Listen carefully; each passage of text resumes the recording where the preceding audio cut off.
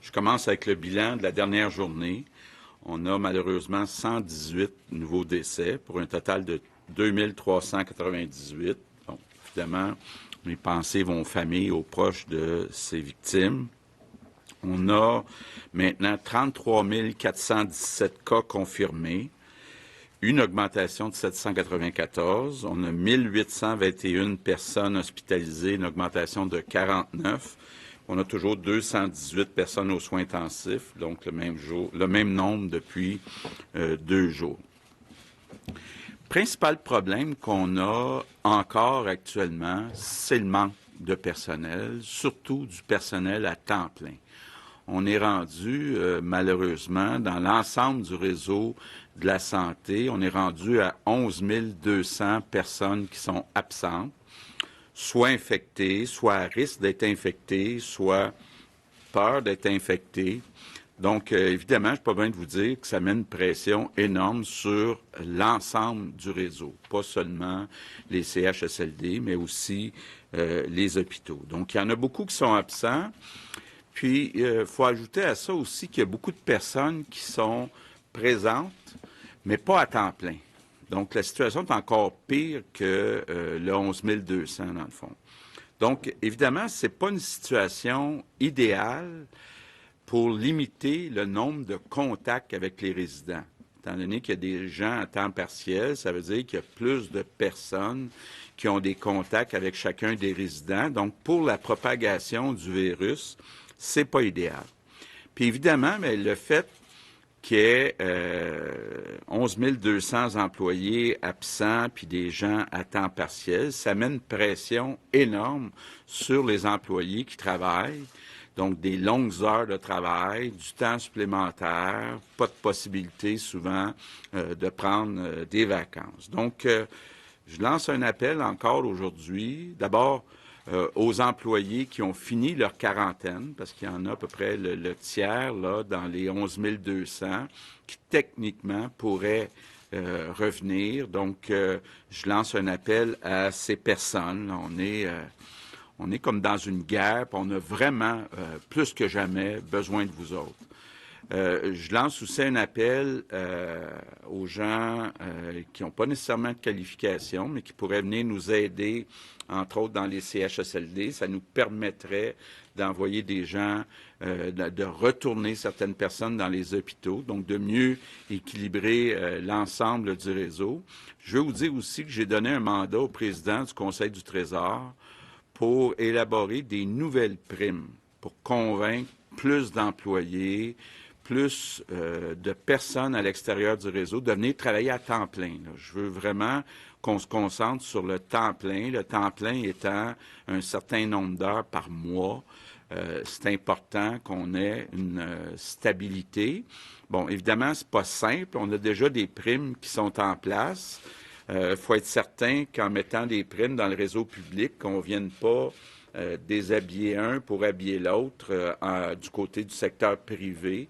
Donc, c'est pour ça qu'on est en train de regarder l'ensemble du dossier avec Christian Dubé. Puis on devrait être capable là, rapidement, là, je l'espère même demain, être capable d'annoncer des nouvelles primes pour convaincre plus d'employés de travailler à temps plein dans le réseau de la santé. C'est incontournable pour être capable là, de dégager les marges de manœuvre qu'on a besoin. Je suis content aujourd'hui d'avoir la ministre responsable des aînés et des proches aidants avec moi. Marguerite continue de suivre de très près la situation. Évidemment, c'est difficile de faire des miracles avec le nombre d'employés qui sont absents dans le réseau. Bon, il y a une petite commande aussi que je lui avais donnée il y a quelques jours de dire, bon, vous vous en rappelez, dès le début de la crise, on s'est dit, faut limiter les entrées et les sorties dans les résidences pour aînés pour éviter que trop de personnes soient infectées. Il y a quelques semaines, on a demander aux directions des différentes résidences de permettre aux proches aidants de venir voir leurs parents. Malheureusement, puis souvent c'est vous qui me l'avez dit, les journalistes, il y a certaines résidences où la direction ne permet pas, pour toutes sortes de bonnes ou de mauvaises raisons, aux proches aidants de venir voir leurs proches. Et puis, ben, je pense que Marguerite et moi, là, on trouve ça pas humain que pendant 2 mois, une personne n'ait pas pu voir ses enfants.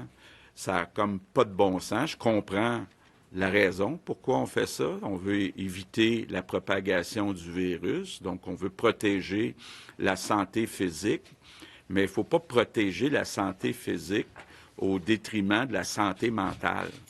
Et c'est pour ça que j'ai demandé à Marguerite de prendre les grands moyens. Elle va vous expliquer comment et quand elle va faire ça. Mais on veut s'assurer que ça devienne la règle, que les proches aidants soient acceptés, là, quitte à mettre des procédures comme Marguerite va vous l'expliquer tantôt. De l'autre côté, j'ai demandé aussi au docteur Arruda de voir est-ce qu'on peut permettre les sorties.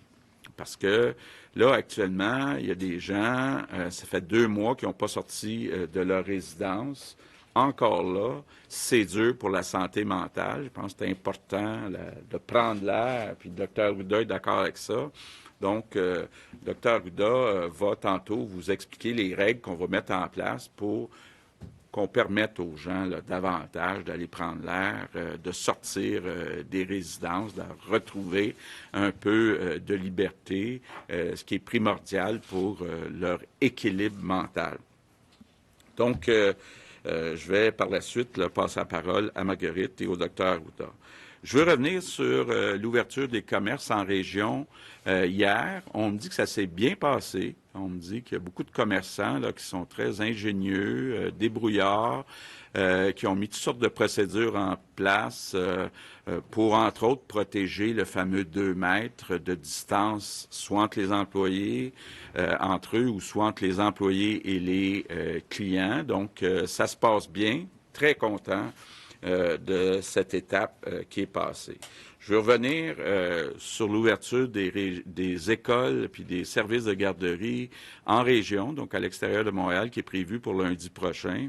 Encore là, je fais encore un appel à la souplesse, à la flexibilité. Vous avez entendu le ministre de l'Éducation dire que ça peut se faire sur quelques jours, l'ouverture des écoles ou des garderies. Puis moi, je voudrais que tous les Québécois, les enseignants, les parents, que tout le monde se mette en mode solution. Pas en mode « je cherche des problèmes », mais en mode « je cherche des solutions ». On fait ça pour le bien des enfants. Mes remerciements du jour, ben, ça va être pour nos aînés qui sont dans les résidences. On va, vous allez le voir tantôt, là, permettre plus de visites des proches aidants, permettre plus de sorties des résidents. Je veux vous dire merci, merci pour votre patience, merci pour votre compréhension, mais en même temps, soyons prudents pour la suite des choses, mais je comprends très bien là, que c'est important de vous donner un peu plus de liberté, puis de voir votre monde un peu plus.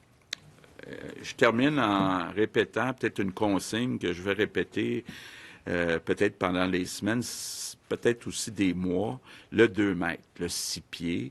Il faut absolument là, que tout le monde, surtout quand on est avec des personnes de 60 ans et plus, mais de façon générale, pour éviter la propagation, puis pour être capable, entre autres à Montréal, de se donner la marge de manœuvre pour déconfiner un peu, il faut que le 2 mètres, le 6 pieds de distance entre les personnes soit respecté. Donc, je compte sur vous. On a besoin de vous pour être capable de franchir d'autres étapes.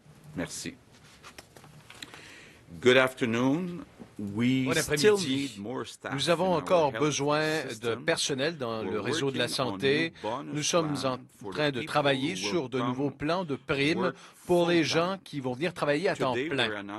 Aujourd'hui, nous annonçons des mesures graduelles pour assouplir les règles entourant nos aînés. Nous savons que la situation est difficile. Des gens autonomes ont été isolés depuis 2 mois maintenant. et ce pour des raisons de santé publique, il est temps de les laisser retourner à un semblant de vie normale.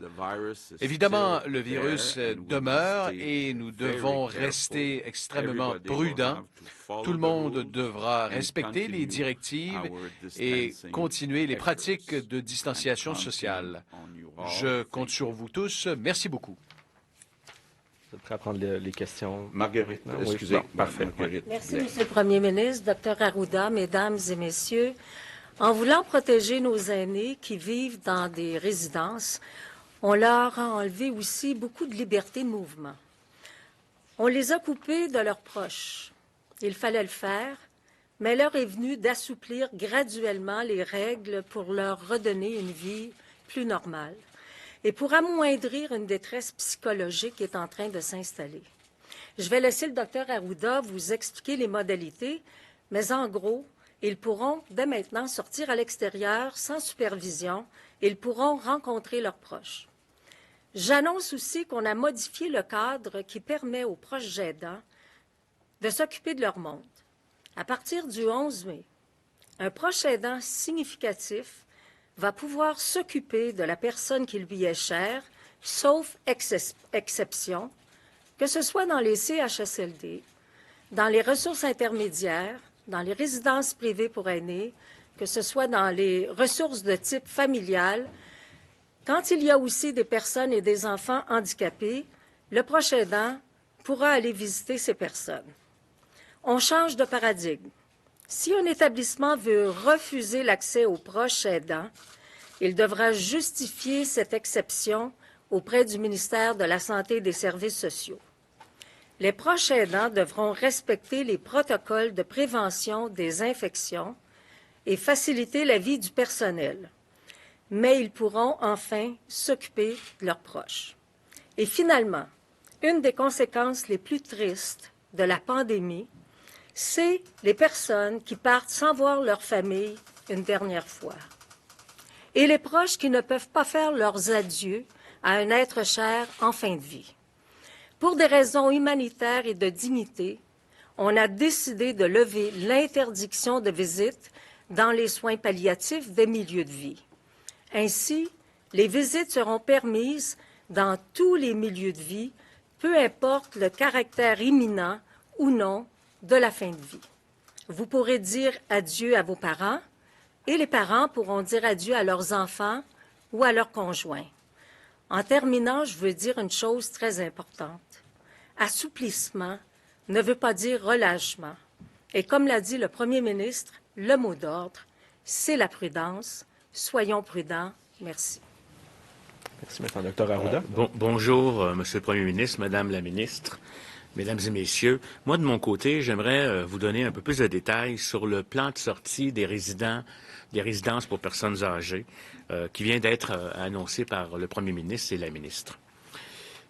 C'est important de se rappeler qu'à l'image de tout ce qu'on fait actuellement dans le contexte des réouvertures ou des déconfinements, cette permission-là, elle doit être graduelle et ce n'est pas, je veux inviter et je veux féliciter la population québécoise d'avoir quand même respecté les consignes. Et vous savez, nos déconfinements vont être aussi aidés par le fait que les gens ne vont pas interpréter ça comme étant revenir à la vie normale qu'on avait avant la pandémie.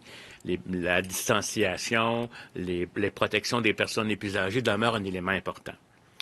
Mais vous savez très bien que le confinement a des impacts sur tous. Hein? Ça a des impacts sur nous en termes jeunes, plus jeunes ou moins jeunes, enfants, jeunes adolescents, adultes, personnes âgées. Mais on sait très bien que les personnes âgées sont à plus haut risque de problèmes. Hein? Non-stimulation, s'ils marchent moins, leurs muscles vont devenir moins performants, ils ont des plus grands risques de chute. Ils vont devenir moins autonomes, perte d'indépendance. Au point de vue cognitif, un cerveau qui n'est pas stimulé entraîne même des atrophies cérébrales qui ont été démontrées dans des cascades. Donc, c'est important de stimuler comme tel. Puis, il y a des pertes de liens sociaux qui sont majeures quand on est plus aîné, qu'on est en plus grande fragilité. Donc, le confinement entraîne particulièrement chez les personnes âgées une sous-stimulation et l'isolement entraîne, au-delà des pertes cognitives ou musculaires, beaucoup de stress, beaucoup d'anxiété et même de la peur. Fait que dans les faits, il faut comprendre que maintenant qu'on est au fait, que les gens ont compris que le COVID-19 peut être sérieux puis entraîne malheureusement beaucoup de morts, on pense qu'on peut laisser nos gens maintenant là, réduire un peu ce qu'on faisait en termes de confinement ou d'empêcher d'aller à l'extérieur, parce que les personnes aînées autonomes, à mon avis, doivent maintenir leur acquis et leur indépendance. À mon avis, ça devient crucial en termes de santé. Afin de réduire au maximum les effets de confinement sur les conditions physiques et mentales, on va donc mettre certains assouplissements à partir de certaines dates spécifiques. Mais je vous avise, comme pour tous les autres secteurs, quand on le fait, les mesures pourront être réintroduites si jamais il y avait une problématique particulière qui se présenterait dans une région. Cette liberté plus grande par rapport aux visites à l'extérieur sans supervision, je vais le dire tantôt, va être nécessaire à respecter en tout temps. Il y a des conditions. Il ne peut pas y avoir de cas dans la résidence où vous êtes, parce qu'à ce moment-là, vous pouvez être en incubation puis transporter le virus à l'extérieur. Puis ça prend des respects des consignes sanitaires qui vont être applicables à tous. Distanciation physique d'au moins 2 mètres, le fameux 6 pieds. On va répéter, avec les autres personnes qui ne vivent pas avec eux. Ça va prendre une hygiène des mains à la sortie puis au retour des résidences. Lavage de mains, lavage de mains, lavage de mains. On va demander aux gens de porter un couvre-visage dans les lieux publics pour éviter, surtout s'ils rentrent en contact en moins de 2 mètres, mais particulièrement, on va leur demander. Puis, il faut ajouter le couvre-visage, j'ai toujours dit, avec les autres mesures d'hygiène et de distanciation physique. De façon générale, dès aujourd'hui, on retire l'obligation que les marches extérieures soient supervisées. Je pense que nos aînés, à moins que quelqu'un ait besoin de quelqu'un pour l'aider à marcher là, comme tel, mais quelqu'un qui est autonome n'a pas besoin de chaperon à partir de maintenant pour aller prendre une marche à l'extérieur. On leur demande encore les mêmes consignes. On peut maintenant rencontrer un résident, la famille peut le rencontrer à l'extérieur. Dans une chance qu'on est en beau temps, on n'est pas en température d'hiver. Maintenant, une distance de 2 mètres en tout temps. Puis des horaires de visite pourraient être organisés, notamment par l'établissement, pour éviter le rassemblement, tout le monde à l'extérieur. Puis les gens pourront faire une activité à l'intérieur ou à l'extérieur s'il y a une distanciation physique qui est maintenue. Donc, tout ça visant à ce que les gens puissent marcher et maintenir leur masse musculaire. Dès le 11 mai, on va mettre en place des mesures spécifiques réservées aux aînés dans les commerces essentiels, ainsi qu'une permission de fréquenter les commerces essentiels comme l'épicerie, la pharmacie pour les personnes de 70 ans et plus. On a vu des gens à un moment donné qui refusaient même d'accueillir les gens et écartaient les personnes. Ça, c'est terminé, là, dans le fond. Puis on va réserver des périodes spéciales où, à ce moment-là, on va s'assurer qu'il y a moins de monde, qu'on les expose moins à des risques potentiels. Les nouvelles mesures applicables varient selon la catégorie d'RPA, par exemple autonome, semi-autonome et la région, si jamais il y a des éclosions comme telles, mais ça se fait actuellement partout. On tient à remercier les propriétaires des RPA pour leur étroite collaboration afin de respecter les conditions. Je pense que les propriétaires, c'est peut-être un changement pour eux, et aussi les autres locataires, parce qu'il y en a qui avaient beaucoup de craintes quand les gens sortaient. Mais je pense qu'on est rendu là. Les impacts à la santé sont beaucoup trop grands pour qu'on reste de la même façon. Je pense que les règles d'hygiène et de la distanciation devront être favorisées notamment par les propriétaires de RPA, et ils pourraient aussi tenir, pour nous aider dans le cas d'enquête épidémiologique, si jamais il y avait des éclosions, la tenue d'un registre des entrées et des sorties. Ça pourrait être aidant pour faire l'enquête. Bon, c'est une nouvelle étape. On sait que ça va avoir des impacts positifs sur la santé des gens. Ça va probablement avoir un impact sur leur santé physique et leur santé mentale. Puis ça donne un peu d'espoir, je pense, à tous, avec ce printemps qui nous revient, mais encore dans une perspective où je vous dirais il y a certains enjeux. On va suivre l'évolution de très près, comme le reste. Comme j'ai toujours dit, ce qui est vrai aujourd'hui peut être différent demain, mais pour le moment, essayons. Si tout le monde collabore, la probabilité qu'on ait à revenir en arrière est beaucoup plus faible, alors que si les gens ne respectent pas les consignes, ça va risquer d'être un élément. Je voudrais peut-être un peu aussi ajouter, en lien, non pas avec ce que je dis là, mais autre chose. D'ailleurs, vous n'êtes pas au courant, M. le Premier ministre, vous allez l'apprendre en même temps. Vous Vous savez, les territoires administratifs, les territoires sanitaires, là, c'est des découpages qui ne sont pas faits en fonction de l'épidémiologie du coronavirus. C'est-à-dire que quand on parle de la communauté Montréal métropolitaine, ça correspond à une certaine entité. Mais si jamais on se rend compte dans l'épidémiologie qu'il y a une certaine zone qui ressemble à la zone de la CMM, ça pourrait être extensionné. On a entendu parler de Joliette actuellement, qui a des préoccupations par rapport à l'ouverture en même temps que les autres comme tel. Il est possible qu'on arrive avec des recommandations différentes, non pas parce que c'est une ville ou un autre, mais c'est carrément en lien avec l'épidémiologie. Je voulais quand même vous le dire parce qu'il y a des probabilités que peut-être que la région CMM soit ajustée en fonction des données épidémiologiques des derniers jours. Donc, je ne veux pas dire que ça va être le cas, mais au moment où on aura les données épidémiologiques pour justifier changer de catégorie un territoire qui était considéré froid, mais comme étant potentiellement plus chaud, on réajustera nos dates. Comme on l'a toujours dit, c'est une analyse quotidienne qui est faite des données. Merci tout le monde. Merci à vous trois. Donc, si vous êtes prêts à prendre les questions en français, nous allons débuter avec Olivier Bossé, Le Soleil. Bonjour. Avec toutes les annonces de déconfinement des derniers jours, je crois qu'il y a peut-être une incertitude ou un flou. Est-ce que moi, samedi après-midi, je peux inviter des amis dans ma cour si on garde nos chaises à 2 mètres? Ben, écoutez, comme je vous l'ai dit, là, actuellement encore, mais ça s'en vient, si vous me permettez, on veut y aller par étapes, on veut éviter les rassemblements. OK? Et on sait, je vais vous expliquer le pourquoi, puis j'aimerais ça, comme on déconfine plusieurs choses, il faut être en mesure de mesurer ce qui est en train de se passer. La nature étant ce qu'elle est. Pas que les gens sont pas fins, là, c'est naturel. Si on met 2, 3 familles ensemble qui se font un souper à barbecue, je veux dire, il va y en avoir des contacts plus fréquents. La probabilité est plus... C'est difficile, je ne sais pas si vous comprenez ce que je veux dire, de maintenir le 2 mètres. Déjà, de le maintenir dans la rue, c'est plus facile, quand on se croise, etc. Mais un rassemblement, là, je suis sûr que moi, j'aurais le goût de donner un bec à mon fils, même en disant c'est pas grave. Donc, pour le moment, mais ça va venir. Décourageons-nous pas. C'est ça que je veux qu'on se dise. Ça va venir, décourageons-nous pas, parce que laissons-nous au moins mesurer les effets. Déjà que beaucoup disent qu'on va vite, hein? Il y a plein de commentaires par rapport à ça. Laissez-nous le temps de mesurer les effets de ce qu'on met en place. Puis, à ce moment-là, je vais vous demander encore d'être un peu patient. Je suis le premier à avoir envie de faire un barbecue à l'extérieur à 2 mètres de distance.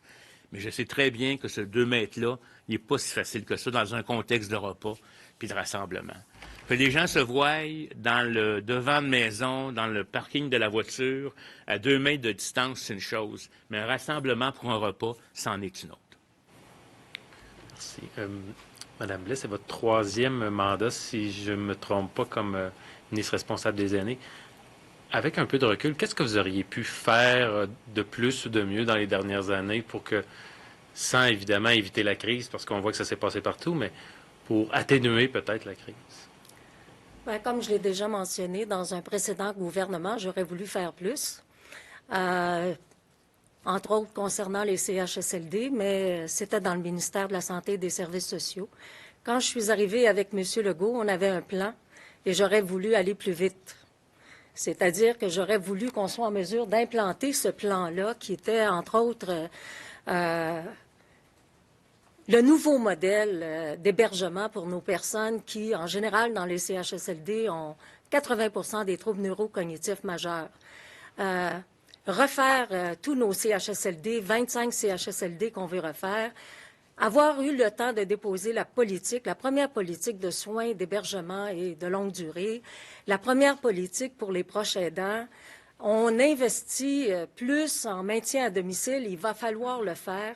Restructurer finalement ces milieux de vie-là, on le voit là actuellement, là, la difficulté. Alors, c'est un moment très important pour être en mesure d'aller encore plus vite, prendre une vitesse grand V pour repenser tous ces milieux-là, pour prendre chacune des pierres, les retourner et comment on peut faire mieux. Même avant la pandémie, il manquait de personnel dans nos CHSLD. Là, on voit qu'il manque du personnel parce qu'il y a des gens qui sont malades pour toutes sortes de raisons. Alors, Monsieur le Premier ministre fait toujours un appel à « je contribue ». On a besoin de ce personnel-là. Alors, il va falloir qu'on change notre façon de voir les gens qui travaillent dans ces milieux-là. Il va falloir mieux les payer. Il l'avait annoncé. Il va falloir leur donner de meilleures conditions de travail également. Merci. Oui, allez-y. Vous savez, je voudrais vous dire une chose, parce que je reçois des courriels. Quand on fait des points de presse live, en direct, on peut dire des choses, des fois, qui peuvent blesser certaines personnes. On prend des exemples, et les gens vont penser qu'on les catégorise comme tels. Mais là, je veux juste dire à ma femme, puis à mon garçon, puis ma fille, que j'ai dit tantôt que j'embrasserais mon garçon, mais j'embrasserais autant ma femme, puis mes trois enfants. Parce que je pense pas qu'il m'aurait fait de reproche. Par exemple, on m'a reproché, puis je tiens à le dire, là, j'ai parlé que je devenais quasiment schizophrénique ou psychotique parce que je parlais toujours de masques et de lavage de mains, puis il y a des associations qui défendent ces personnes-là qui ont été touchées. Donc, si jamais, là, dans les points de presse, je prends des exemples qui pourraient blesser des personnes, soyez assurés que j'en fais mes excuses. C'est fait, c'est dit, et puis je vais juste vous dire à ma famille que je vous aime. Merci. Excusez-moi. Alors, c'est noté. Prochaine question, Marie-Michel Sioui, Le Devoir. Bonjour. Salutations à votre famille, Dr. Arruda.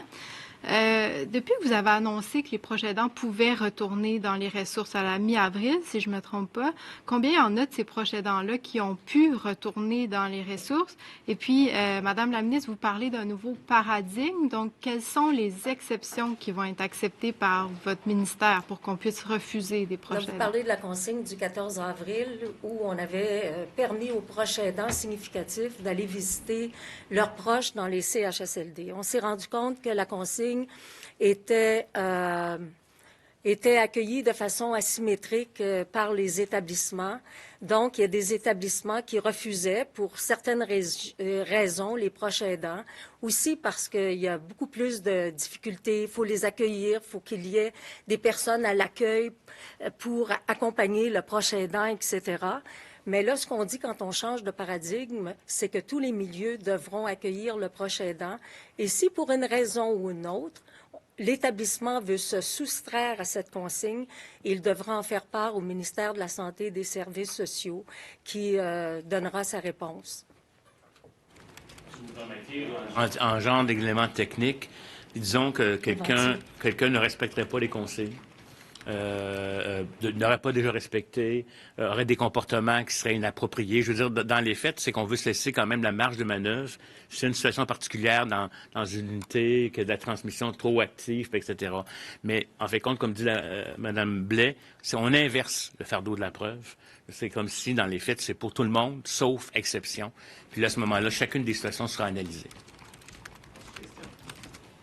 Oui, Monsieur le Premier ministre, on connaît vous avez tendance à vouloir tenir les gens responsables quand ils font des erreurs. Dans le contexte, on a vu plusieurs cas de délinquance, entre guillemets, de la part de PDG, de CIS ou de CIUS, par exemple, qui ont mal protégé leurs employés. Est-ce qu'il y a des directeurs ou des PDG qui vont perdre leur emploi au terme de la crise? Bien, écoutez, là, c'est un processus qui est continuel. S'assurer qu'on a des PDG de CIS et de CIUS qui sont compétents. Il y a eu déjà, depuis 1 an et demi, beaucoup de changements qui ont été faits. Il y en aura d'autres qui vont venir. Je pense que c'est un processus qui est continuel. Peut-être qu'effectivement, dans la crise, on peut parfois voir davantage et mieux certaines lacunes, mais c'est un processus qui est continuel. Donc, moi, je veux être certain, dans les CIS et les CIUS, qui ont des grandes responsabilités, les présidents, entre autres la responsabilité des CHSLD, que ceux qui n'ont pas les compétences de gestion requises vont être remplacés. Maintenant, au tour de Tommy Chouinard, La Presse. Oui. Bonjour. D'abord, Monsieur le Premier ministre, je reviens sur votre nouvel appel au renfort. Vous utilisez beaucoup l'image de la guerre. Pourquoi vous n'utilisez pas la conscription? Parce que, en vertu, c'est une image, évidemment, mais en vertu de l'état d'urgence sanitaire, vous le savez, vous avez le pouvoir de réaffecter le personnel de l'État où vous le voulez, à vos conditions. Pourquoi vous n'avez pas recours à cette disposition-là? Est-ce que vous craignez des contestations? Bien, idéalement, ce qu'on veut toujours, c'est d'avoir des gens qui ont le goût d'aller travailler auprès de personnes aînées, vulnérables, malades, de forcer quelqu'un à aller travailler auprès de patients, de résidents qui sont en difficulté. Je pense pas, en tout cas, que ça devrait être le premier choix. Non, pas le premier. Bon, là, ce que je vous dis, c'est peut-être l'arme qui nous reste, c'est la bonification de la rémunération.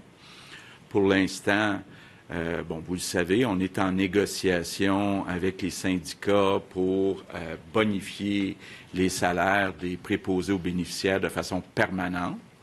Mais là, ce que j'ai demandé au président du Conseil du Trésor, c'est à court terme, disons, pour les prochaines semaines, les prochains mois, est-ce qu'on est capable de bonifier les salaires pour inciter, motiver, mobiliser des gens à venir travailler dans le réseau de la santé.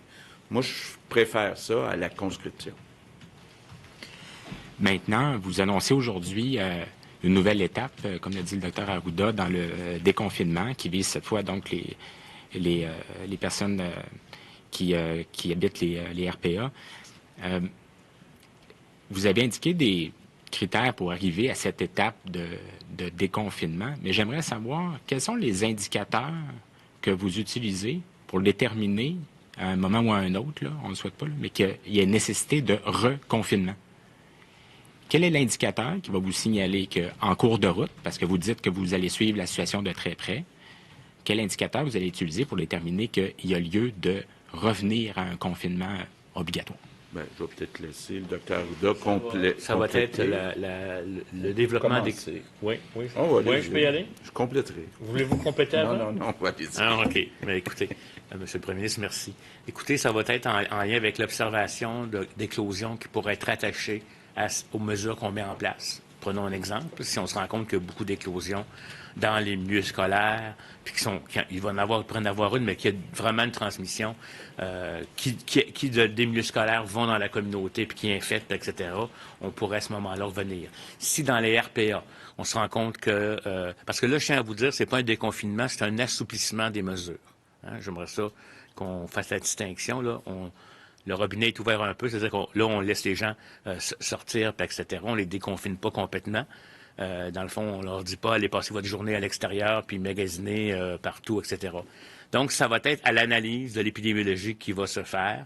Est-ce qu'on va avoir une augmentation des taux d'hospitalisation, par exemple? Les cas, comme on va tester beaucoup plus, on va avoir des cas. Il faut comprendre que les cas, là, quand on dit on va prendre un critère de nombre de cas pour être capable de déconfiner, mais on a qu'à arrêter de tester, puis on va en avoir on va l'atteindre le 200 ou le 500 ou le 600. C'est vraiment les hospitalisations et les personnes qui sont aux soins intensifs. Mais avant ça, avant qu'on ait ça, c'est l'analyse qu'on appelle des agrégats, des cas qui sont associés à des contacts, puis pour lesquels on pense qu'on pourrait perdre de contrôle. Puis on va voir, à ce moment-là, quels sont les comportements qu'ils ont fait. Si c'est une affaire qui a été générée par un milieu de travail, c'est différent. Si c'est une affaire parce que les gens sont allés se promener dans la communauté, c'est une autre chose. Merci. Maintenant, au tour de Geneviève Lajoie, Journal de Québec, Journal de Montréal. Bonjour à vous trois. Monsieur Arruda, vous avez dit tout à l'heure que les aînés pourront se rendre dans les commerces essentiels à compter du 11 mai sous certaines conditions. J'aurais aimé que vous expliquiez davantage qu'est-ce que vous entendez par là. Donc, il y aura une plage horaire réservée. Il va y avoir des plages horaires spécifiques là, pour leur permettre d'y aller, pour éviter, pour être sûr compte tenu que c'est une clientèle à plus haut risque d'attraper des maladies, je ne sais pas si vous comprenez comparativement aux autres, dès le 11 mai, il est suggéré, même pour les RPA qui pourraient avoir à transporter du monde ou à une certaine distanciation ou se rendre, il va y avoir des périodes spécifiques réservées aux aînés dans des commerces essentiels, puis en fonction de certains horaires. C'est surtout ça, là, puis des modalités aussi qui vont être définies. Parce que nous, on a beau lancer cette consigne-là au niveau central, il faut qu'après ça, au niveau opérationnel, les propriétaires puissent prendre des mesures, puis il va y avoir des guides qui vont leur être donnés. Excusez, j'avais pas fini ma question, en fait. Excusez-moi. Mais j'allais dire, parce que là, vous parlez beaucoup des RPA, des CHSLD, des résidences, mais les gens qui sont plus âgés, qui sont chez eux, qui suivent les consignes depuis le début et qui se sentent un petit peu oubliés là-dedans, qui aimeraient bien voir plus de monde, sortir plus plus de chez eux, mais qui ont 60 ans ou plus ou 70 ans ou plus. Mais là, je pense qu'on va les traiter de la même façon. Là. Je ne voudrais pas que les gens... Là, on parle des résidences pour personnes aînées dans la perspective où on les a beaucoup confinés, là, alors que les personnes qui sont à la maison ont peut-être décidé de rester chez eux, ce qui est correct, mais ils pourront faire les mêmes genres d'activités que les autres. C'est-à-dire, je pense qu'il n'y a personne qui a demandé à ce qu'il soit supervisé, par exemple, parce que la supervision aussi, des fois, est en fonction de l'autonomie des personnes. Mais là, dans les faits, je pense qu'il faut que les gens, tous les gens qui sont aînés, doivent penser. On leur demande de ne pas faire de rassemblement, on leur demande de ne pas recevoir les petits-enfants à la maison, etc. Ça demeure. Mais leur vie en société pour revenir un peu plus à la normale, il faut qu'ils respectent les 2 mètres, il faut qu'ils portent un masque, idéalement, quand ils vont sortir à l'extérieur. C'est ce qu'on va recommander. Pour ma deuxième question, oui. J'ajouterais peut-être qu'on a vu que dans certaines résidences, tu sais, les consignes, parfois, sont interprétées de façon différente. Alors, la supervision se faisait dans le garage, là. Les personnes âgées marchaient dans le garage. C'est pas un endroit, là. C'est pas...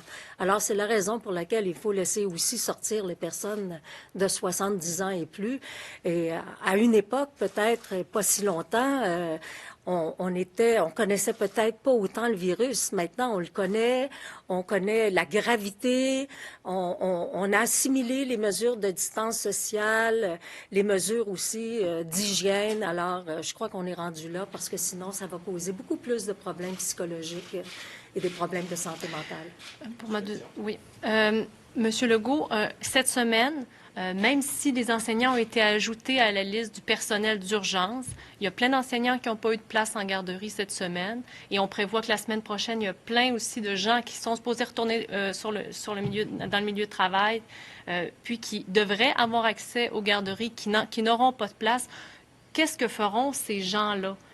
S'ils ne peuvent pas retourner au travail parce qu'ils ont des enfants d'1 an, 2 ans, 3 ans à la maison, qu'est-ce qu'ils doivent faire? Bien, quand je disais tantôt avoir de la souplesse, on est en train. Cette semaine, techniquement, les services de garde, la seule augmentation qu'on a faite, c'est pour le personnel enseignant. La semaine prochaine, il va y avoir beaucoup plus grande ouverture en région des services de garde. Donc, ça devrait nous permettre de régler la majeure partie des cas d'enseignants qui n'ont pas été capables de se trouver une place pour leur enfant en garderie. Donc, ça va se faire graduellement, là. Même dans les écoles, on a dit on pourra le faire sur 3 jours. Moi, je pense qu'on va trouver des solutions à ces problèmes-là. Prochaine question, Louis Lacroix, Cogeco Nouvelles. Monsieur le Premier ministre, Madame la ministre, Monsieur Arruda. Madame Blais, vous avez dit récemment qu'il fallait prendre une responsabilité collective pour ce qui se passe dans les CHSLD. Vous avez notamment ciblé l'organisation du travail depuis une vingtaine d'années, les salaires, etc., la façon dont ça se passe dans les CHSLD. Vous avez été nommé ministre en 2007, ministre des Aînés en 2007 pour la première fois. Quand avez-vous commencé à dénoncer cette situation-là? Et est-ce que dans les gouvernements dans lesquels vous avez été, est-ce qu'on vous a mis des bâtons dans les roues pour vous empêcher d'améliorer la situation que vous aviez constatée à l'époque dans les CHSLD? Tout d'abord, M. Lacroix, je vais prendre ma part de responsabilité. Je suis ministre responsable des Aînés.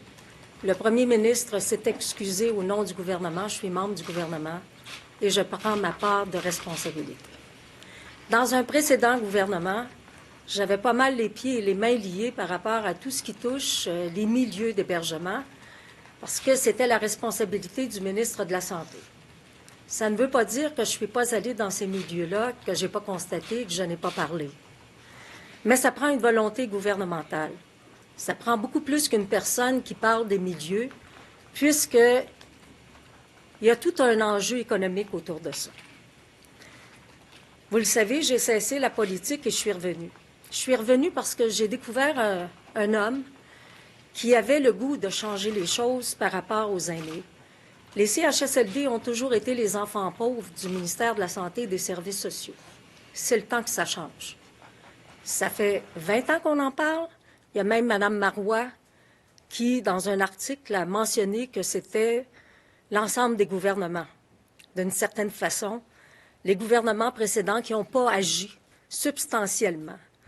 Quand un gouvernement annonce qu'il va reconstruire 2500 places, 25 CHSLD, développer 2600 nouvelles places avec 2,6 milliards de dollars, investir pour cette année seulement 380 millions de dollars supplémentaires pour le maintien à domicile.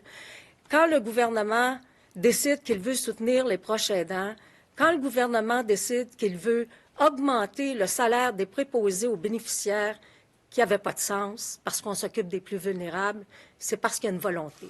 C'est la volonté du premier ministre du gouvernement du Québec, mais c'est aussi la volonté des collègues, président du Conseil du Trésor, ministre des Finances, ministre de l'Économie.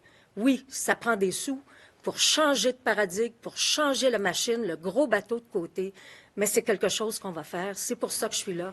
Je me retrousse les manches. Cette situation-là qu'on vit internationalement, mondialement, devrais-je dire, mais qu'on vit ici au Québec beaucoup actuellement, fait en sorte qu'on ne pourra jamais revenir en arrière et qu'avec le gouvernement de M. Legault, on va aller encore plus vite et qu'on va faire les choses correctement.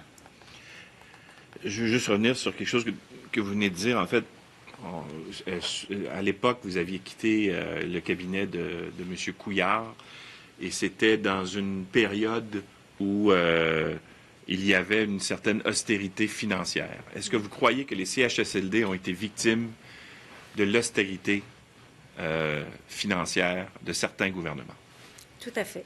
Quand je dis que les CHSLD ont été les mal-aimés, c'est parce qu'on a laissé ces milieux-là. Il y a des CHSLD qui ont 25 ans.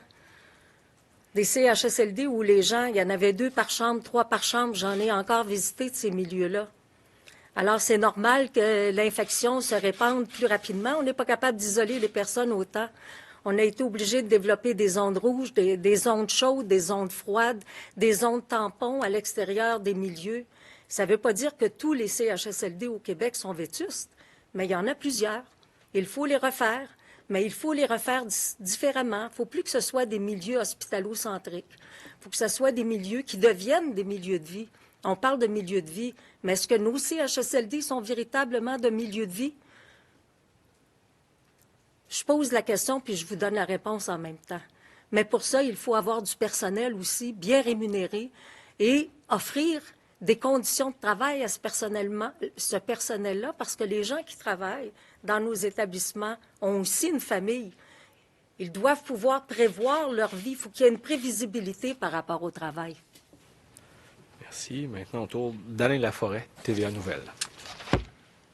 Bonjour à vous. Madame Blais, je vais faire un peu de pouce sur ce que mon collègue Lacroix vient de dire. Vous avez fait une tournée des CHSLD. Vous avez fait le tour, vous êtes allé toutes les voir. Est-ce que vous regrettez de ne pas avoir agi assez vite pour donner de l'air dans les CHSLD? Parce que c'est beau de construire des nouveaux bâtiments, mais ce qui manque, c'est des bras. Il en manque encore des bras aujourd'hui, là, hein? On en cherche beaucoup, on en cherchait. Il y a une vingtaine d'années, dans nos CHSLD, la population qui était hébergée ne correspond pas à la population qui est hébergée aujourd'hui. Ce sont véritablement les personnes les plus vulnérables.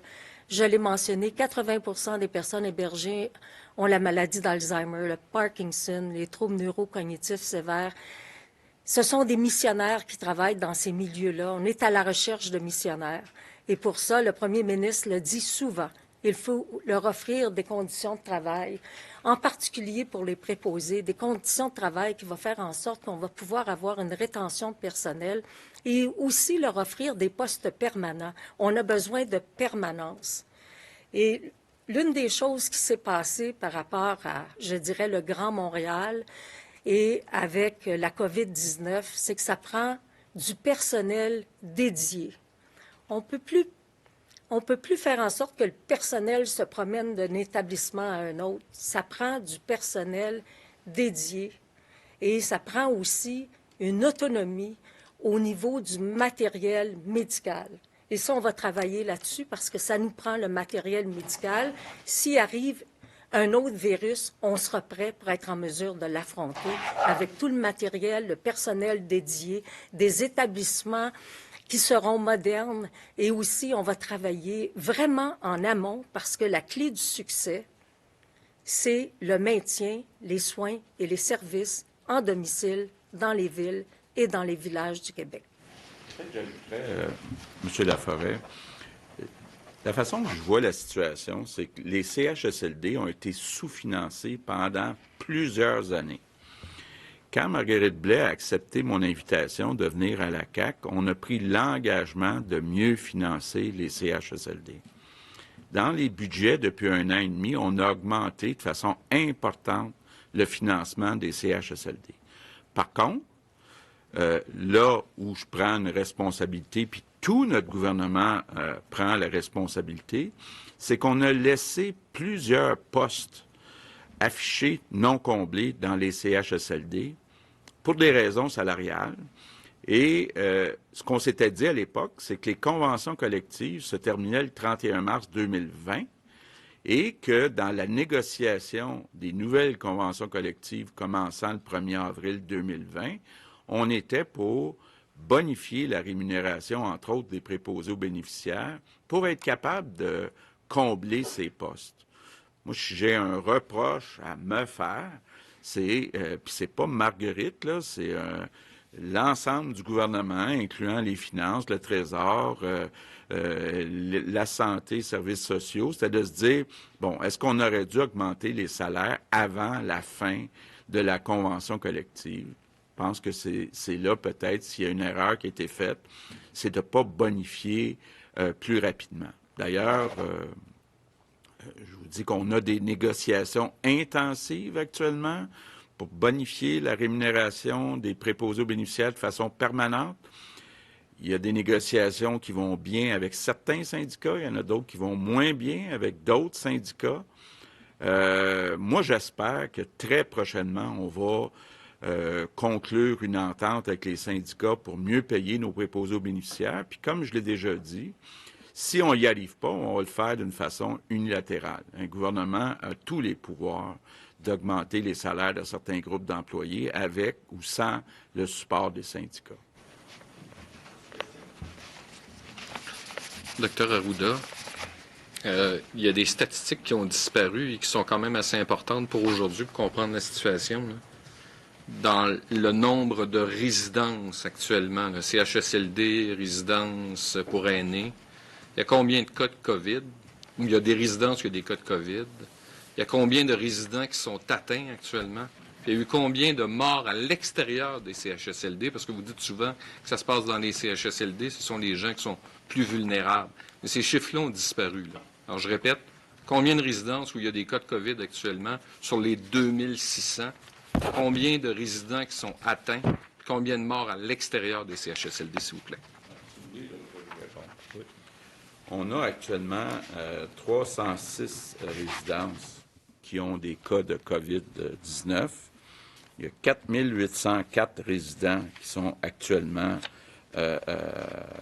avec la COVID-19. Et c'est moi qui ai demandé de retirer le tableau, pas parce que je veux pas être transparent, parce que les données sont pas bonnes, sur les résidences qui ont plus que 15 des résidents avec des cas confirmés. Il n'y a pas eu de mise à jour de fait pour les cas qui sont toujours actifs. Donc, on y travaille. On me dit qu'au plus tard, au début de la semaine prochaine, on pourrait mettre ces chiffres-là à jour. Dès que je vais avoir les chiffres, on va les rendre disponibles, puis on va être complètement transparent. C'est que pour l'instant, la mise à jour n'a pas été faite dans les résidences pour le pourcentage de cas qui sont COVID. Merci. Prochaine question. Hugo Lavallée, Radio-Canada. Oui, bonjour. Deux précisions concernant le retour des proches aidants dans les milieux de soins. D'abord, est-ce que ça s'applique aux centres hospitaliers où il y a des gens qui peuvent être hospitalisés pour une longue période de temps, que ce soit lié à la COVID ou pas? Est-ce qu'ils vont pouvoir avoir la visite de proches aidants dans les centres hospitaliers? Et qu'en est-il des équipements de protection pour les proches aidants? On sait qu'il y a eu... on est passé proche de la rupture de stock il n'y a pas si longtemps. Est-ce qu'il y a suffisamment d'équipements pour s'assurer que tous ceux qui vont aller dans ces résidences-là ou dans les CHSLD vont être bien protégés de la tête aux pieds? Mais quand on parle de proche aidant, c'est le proche aidant significatif. Quand on parle, par exemple, en CHSLD ou en ARI, c'est la personne qui vient régulièrement. C'est pas une personne qui vient faire une visite là, de temps à autre, là, ou 6 mois. C'est vraiment la personne qui vient pour nourrir son proche, pour lui donner de la tendresse, pour le ou la coiffer, pour passer un peu de temps. Et vous le savez, en CHSLD, c'est 10 des familles qui visitent les personnes hébergées. Donc, de ce 10 %-là, bien, c'est peut-être pas l'entièreté du 10 mais c'est une partie du 10 de ces proches-là qui pourront aller en CHSLD. Concernant les hôpitaux, je laisserai peut-être la réponse au Dr Arruda. Mais dans les faits, les règles de visite vont s'appliquer comme telles. Je pense qu'en milieu de soins aigus, le personnel arrive à donner des soins, mais j'imagine que ça va être dans une perspective des visites habituelles. Puis si jamais les personnes sont atteintes puis qui doivent être visitées, il y a des protocoles d'habillement, etc., qui sont mis en place. Je poursuivrai en disant que le docteur David Lucier, qui est gériatre là, à l'Institut universitaire de gériatrie de Montréal, va faire une vidéo où, dans cette vidéo, il va expliquer comment on se protège quand on va visiter son proche dans un milieu de vie. Et il va aussi expliquer comment on se prépare psychologiquement. Parce qu'il y a peut-être certains proches qui iront dans des CHSLD et que la situation sera très différente de ce qu'elle était au préalable, là, avant la COVID-19. Donc, on veut aussi préparer le proche et cette vidéo sera accessible. Monsieur le Premier ministre, tout à l'heure, vous avez renouvelé votre appel aux Québécois pour prêter main forte dans les CHSLD. Hier, vous évoquiez la présence de 350 soldats qui étaient déployés. Or, il y a à peu près 2 semaines qu'on avait évoqué l'armée pour la première fois. Si je me souviens bien, on s'attendait à ce qu'il y ait beaucoup plus de soldats que ça. Là, on avait parlé d'1 millier de soldats, si j'ai bonne mémoire. Est-ce qu'il y a des écueils particuliers avec l'armée canadienne? Comment se fait-il qu'on ne soit pas capable d'atteindre ce chiffre-là depuis 2 semaines? Bien, il faudrait poser la question au gouvernement fédéral ou à l'armée canadienne. Nous, on est prêt à les accueillir le plus rapidement possible. On nous dit qu'il y en a un autre 250 qui devrait venir bientôt. Mais pour l'instant, on n'a jamais eu de confirmation sur les 1000. Pour être plus rapide. Merci. On va maintenant passer aux questions en anglais. We'll start today with Phil Autier, Montreal Gazette. Good day. For Mr. Arruda, Question, bonjour, Monsieur Arruda. On regarde les chiffres à Montréal encore. On a maintenant 6 arrondissements avec plus de 1000 cas confirmés dans la région de Montréal. Est-ce que vous pourriez nous dire, est-ce que vous pourriez nous fournir une mise à jour sur ce qui se passe à l'heure actuelle avec le nombre de morts et le nombre de cas qui continuent de grimper? Réponse. Voulez-vous savoir le nombre exact de morts à Montréal? Question. Et oui, est-ce que vous pourriez aussi nous expliquer pourquoi les chiffres continuent d'augmenter? Réponse. Je regarde à Montréal. 78 décès hier. En fait, cela est vraiment lié, je vous dirais, avec ce qui se passe dans les CHSLD. À Montréal, les éclosions ont été alimentées, nous pensons, dans un premier temps par les voyageurs qui revenaient de New York dans certaines communautés. Par la suite, je vous dirais qu'il y a eu le cas des CHSLD. Il y avait probablement des travailleurs de la santé qui œuvraient dans différents CHSLD et qui ont pu introduire ou encore propager le virus d'un centre, d'un établissement et ensuite le propager dans d'autres CHSLD de la région de Montréal. C'est une explication et ajouter à cela le fait qu'on pense que les gens aujourd'hui peuvent être contagieux même s'ils sont asymptomatiques pendant une période de 5 jours. Il y a des gens âgés très malades, tout spécialement ceux qui sont âgés de plus de 80 ans, 70 ans.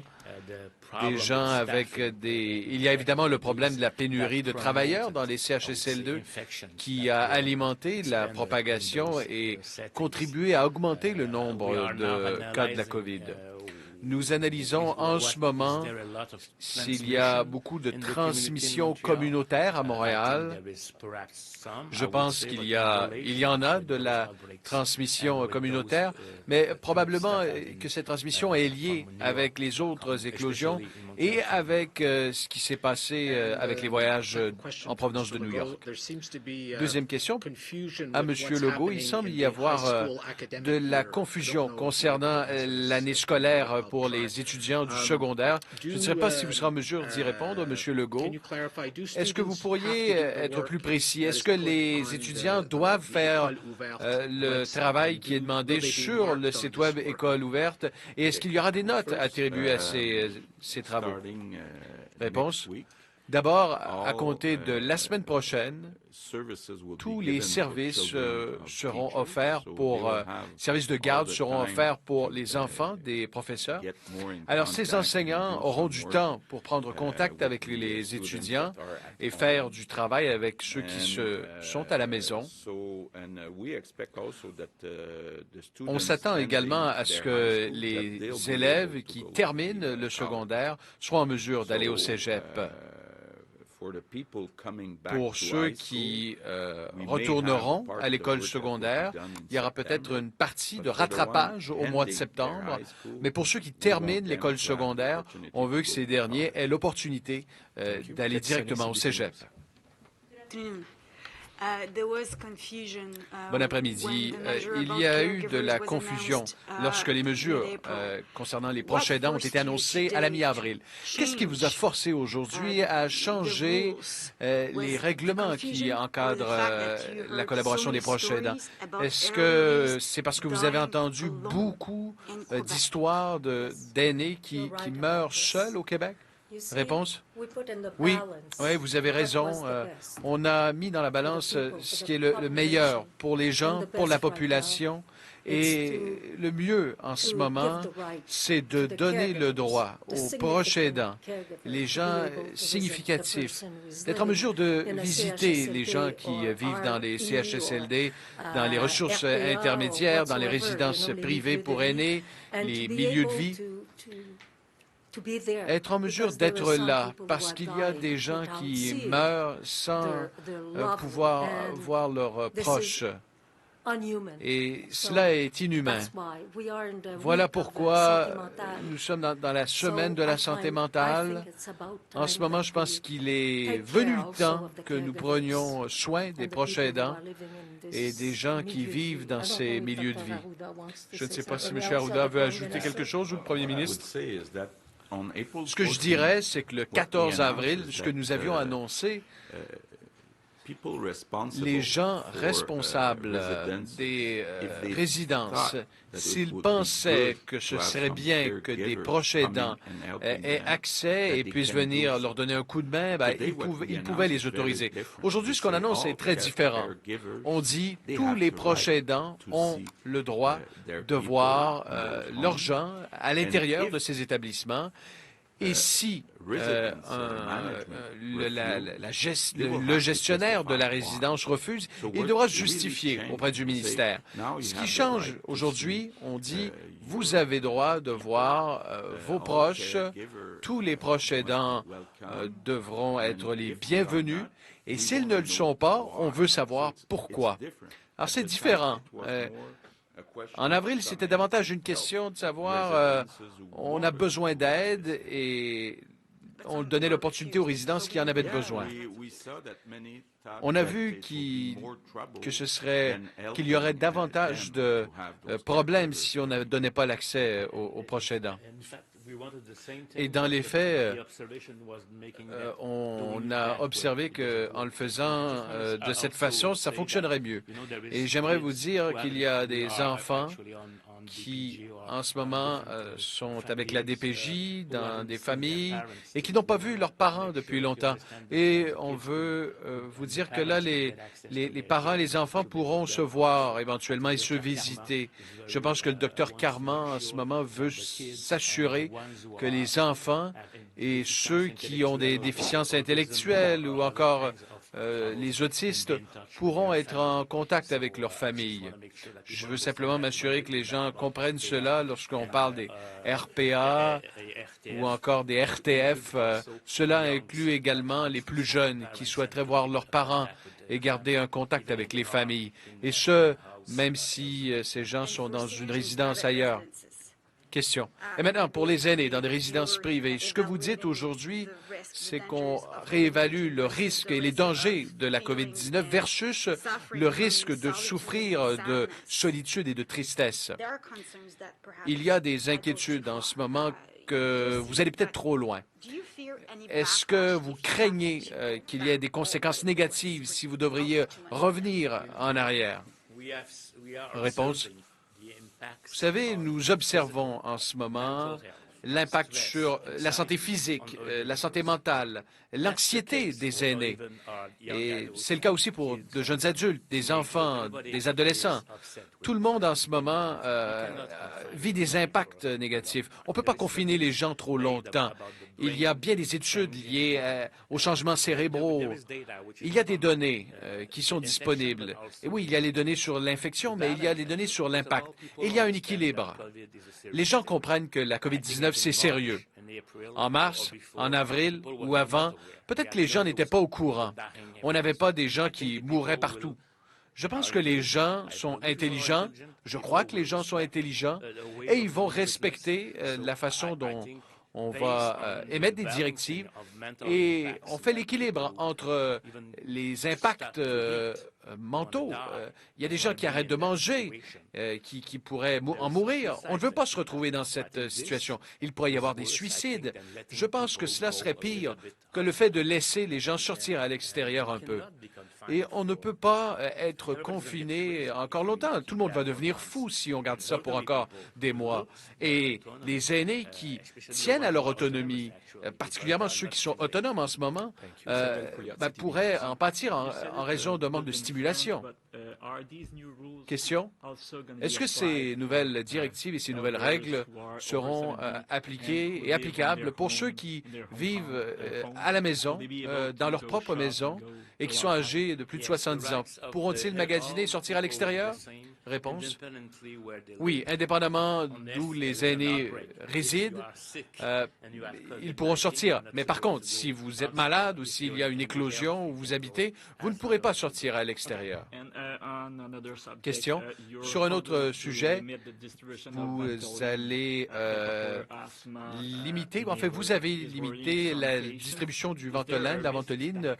Ce sont des patients asthmatiques qui habituellement ont accès à ce traitement. Est-ce qu'il n'y a pas un risque de changer la médication en pleine pandémie? Réponse, je ne suis pas... nous avons changé le Ventolin? Question. Oui, il y a une limite de distribution. Réponse. Écoutez, je vais tenter d'avoir une réponse pour vous pour demain, mais je pense que probablement qu'il y a un problème d'approvisionnement avec le Ventolin. On veut, si vous savez, c'est une médication qui est utilisée énormément en ce moment. Probablement qu'on le garde pour les gens qui sont plus à risque. Et voilà pourquoi il y a un enjeu d'approvisionnement et nous sommes probablement plus prudents. Je pense que lorsque la situation va revenir à la normale, l'approvisionnement reviendra. Mais je vais faire des vérifications et je pourrais même vous envoyer un courriel pour vous donner l'information. Maintenant, deux dernières questions. L'Organisation mondiale de la santé presse tous les pays à déclarer les cas parce que la France a rapporté des cas en décembre, plus d'un mois, ou en fait près d'un mois après la première confirmation d'un cas. Est-ce que le Québec va enquêter sur les cas, les premiers cas d'éclosion? Réponse, oui. Oui, nous allons le faire et nous allons analyser rétrospectivement des cas. Quel était le niveau de gens qui mouraient en décembre, en janvier? On va faire des comparaisons sur le supplément, en fait, les décès supplémentaires par rapport à l'année précédente. Et parfois, ces décès supplémentaires sont un indicateur. Je vous dirais également qu'il s'agira d'une bonne façon de comparer les pays fondés sur les différents systèmes de surveillance ou la capacité de test qui peut être différente. Lorsqu'on va regarder le taux de décès d'une période à l'autre, on sera en mesure de voir s'il y a des nombres supplémentaires qui n'ont pas été comptabilisés par les systèmes. Une toute dernière question. Pourquoi les statistiques concernant le nombre d'infections et de décès a été retiré du web? Est-ce qu'il y a un problème avec leur fiabilité? Réponse. Non, c'est parce qu'en ce moment, on est en train de voir les cas qui sont toujours actifs.